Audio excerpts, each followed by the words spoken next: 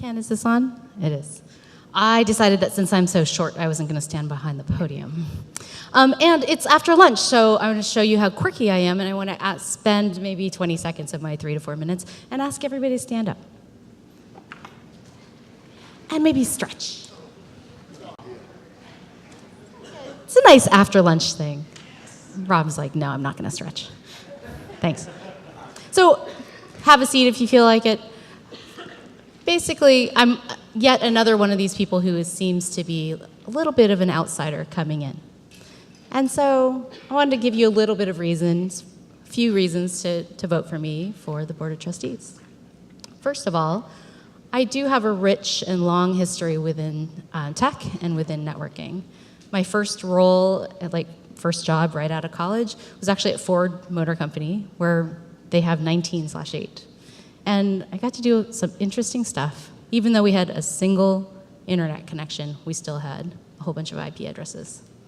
I moved on from there to ANS, one of the original NSF net backbone companies. And I like to say that my internet claim to fame was that I got to turn up the first T1 for Motley Fool. I moved on to Global Center, Frontier Global Center, Global Crossing. I did a variety of things, including some network architect handed me 4 routers. He said, here you go, set up these 4 routers. Okay, I tried to log in. The traditional logins didn't work. Guess what? They were Juniper routers. The serial number was under 1,000 on all 4 of those routers, and I had to figure it out and go get those 4 boxes turned up for the first time. It was always an adventure, especially at Global Crossing. Finally, I went to a couple of other companies, actually had lunch with some New Edge Networks people that I worked with a while ago, and then went to Google.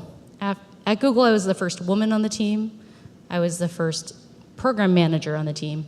And about 5 months later, I was the network engineering manager at Google for about 1.5 years. And you'll see if you look through my LinkedIn history that I like to change jobs quite a bit.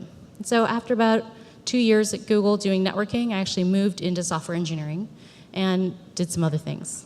And so now I wonder if you don't actually need all those technical skills on the board because the community is involved in all of that. And so the community provides the vision and provides a lot of the technology. And so on the board, you need some of my other skills. I actually have a degree in organizational psychology. I facilitate classes, of which there are some classes there.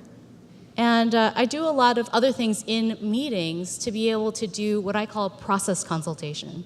So when things are happening in a meeting and they need to be pointed out, that's the role that I take up. So if there's conflict in the room and we need to stop and talk about the conflict, I'm the person who would bring that up. And how do we actually do that? And talk about the process of our conversation instead of what we're talking about, so that we can actually make good decisions and actually have those conversations. Finally, I have experience on nonprofit boards, and I think there's 2 types of people who run for boards. There's people who are the visionaries and the people who get stuff done. And I'd like to say that I am a get stuff done kind of person, and I enjoy seeing the process of Aaron, because I'm new to Aaron, that there is a lot of visionary process going on, and hearing our community, taking that in, and then figuring out what to do with it. So I hope you will vote for me for the Board of Trustees. Thanks.